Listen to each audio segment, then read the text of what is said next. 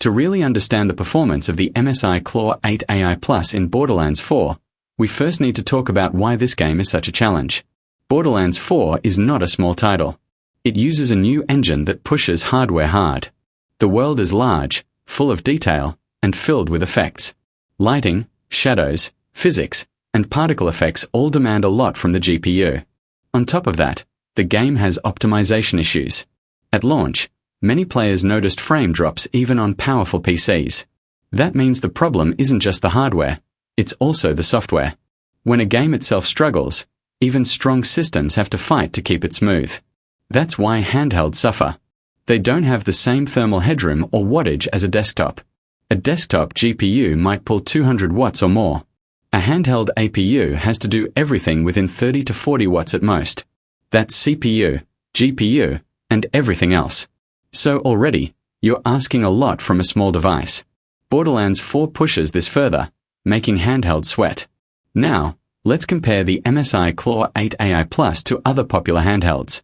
The Steam Deck is the most common one. It's loved for its price and portability, but its older AMD APU shows its limits. In Borderlands 4, the Steam Deck can't maintain stable frame rates. Even at the lowest settings, dips are frequent. The game feels broken and frustrating. The Legion Go, another AMD-based handheld, does better. With its larger display and stronger chip, it can make the game playable. You still won't get high frame rates, but it's less painful than the Steam Deck. Then you have the Ally X. This handheld is closer to the MSI Claw in design. It has stronger specs than the deck, and in Borderlands 4, it shows. The game runs smoother, with more consistent frame rates. The MSI Claw 8 AI Plus belongs in this tier. Thanks to Intel's Core Ultra 200 series chip and extra RAM, it handles the game with a level of competence that feels impressive for a handheld. It doesn't hit the high performance of a gaming laptop, but it stays playable, and that's what matters. One of the keys here is Intel's updated drivers. Without them, the game wouldn't run nearly as well. Intel has struggled in the past with driver support for games, but Borderlands 4 shows progress. The inclusion of frame generation support through XeSS makes a real difference. With this technology, the system can take a base frame rate of 35 to 40 FPS and generate extra frames, pushing it into the 60 to 80 FPS range. But let's be clear about what frame generation does. It doesn't magically make the hardware stronger. Instead, it creates new frames between existing ones, using AI and motion data. The result is smoother visuals, but it comes at a cost. The main cost is input latency. When you press a button, the time it takes to see the action on screen increases slightly. For some games, especially shooters or competitive titles, this can be a big problem. For Borderlands 4, it's noticeable but manageable. The gameplay doesn't feel broken. You can still aim, shoot, and react without feeling disconnected. Upscaling also plays a big role. Running the game at native 1200p resolution on the MSI Claw simply isn't practical. The system can't handle it. But when you run it at 800p and let XeSS upscale it, you get a balance. The image isn't as sharp as native 1200p, but it's much smoother. And on the smaller display of a handheld, the difference isn't as dramatic as it would be on a large monitor. This compromise makes the game enjoyable instead of frustrating. Let's also talk about wattage. The test system here was set to 30 watts, with 37 watts for the higher limit.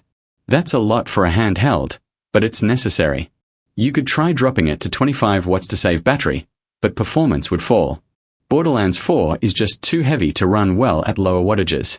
So if you're planning long gaming sessions away from a charger, you'll need to think carefully. Higher wattage means less battery life. You might only get 2 hours of play before needing to recharge. That's the trade-off for performance. Heat is another factor. Running at 30 watts generates heat. The fans will spin up, and you'll hear them. It's not unbearable, but it's there. The system stays within safe limits, but the surface can get warm. That's the price of pushing this much power in a handheld form factor. Now let's look at the actual experience. Numbers are important, but they don't tell the whole story. A game running at 35 FPS might sound poo. But if it's stable, it can still feel fine. What ruins the experience is stutter, hitching, and sudden drops. On the MSI Claw, the game runs between 30 and 50 FPS without frame generation. It's not locked, but it doesn't stutter badly either.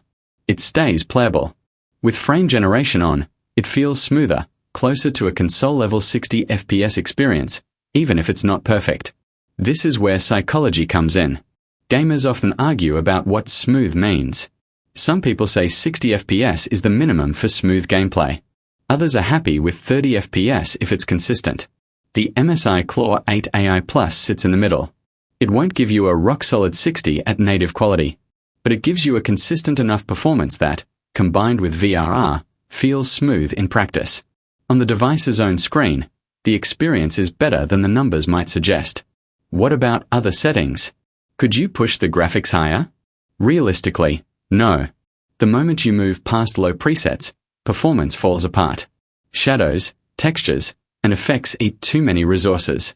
This is why most people testing Borderlands 4 on handhelds end up at the same conclusion. 800p resolution, low graphics, balanced upscaling. That's the sweet spot. You can experiment with quality upscaling if you want a sharper look, but performance will dip. You can also lock the frame rate at 30 to avoid swings, but then you lose the benefit of frame generation. It all depends on what feels better to you personally. Another thing worth mentioning is battery life under different modes. At 30 watts, expect around 2 hours. At 25 watts, maybe 2.5. If you lower the settings further, you can stretch it, but Borderlands 4 is demanding. Don't expect Steam Deck level endurance here. The MSI Claw is prioritizing power over efficiency in this case. That's fine if you mostly play plugged in, but if you travel often, keep a power bank or charger handy. Noise is part of this equation too. Fans at high wattage will be audible. Some players don't mind, others hate it. Compared to a gaming laptop, the noise is mild. Compared to the Steam Deck, it's louder. You'll notice it, but it won't drown out the game audio. With headphones, it becomes a non-issue. So, where does this leave us? The MSI Claw 8 AI Plus can't turn Borderlands 4 into a flawless experience, but it does make it playable. That's more than can be said for the Steam Deck, which struggles. It's roughly on par with the Ally X, and it competes closely with the Legion Go. Each has strengths and weaknesses, but the Claw holds its own. In fact, the Claw benefits from Intel's focus on AI features like XeSS and frame generation. These tools extend the life of the device. Even if raw hardware can't brute force a game, software tricks help bridge the gap. That's a big deal for the future of handhelds. As games get heavier, AI-assisted performance will be key. The MSI Claw is already proving that. When you zoom out, this performance is actually impressive. Think about it. A handheld device, small enough to carry in a bag, running a brand new demanding AAA game at 35 to 80 FPS depending on settings. 10 years ago, that was unthinkable. Even 5 years ago, handhelds couldn't touch this level of performance. We've entered a new era where portable gaming devices can handle almost anything if you're willing to adjust settings. So yes, the MSI Claw 8 AI Plus can run Borderlands 4 smoothly enough to enjoy.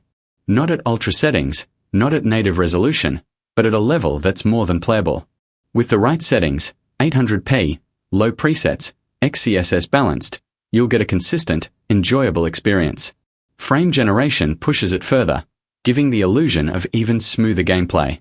The trade-offs are there, but they're worth it if you want to play a massive game like this on the go.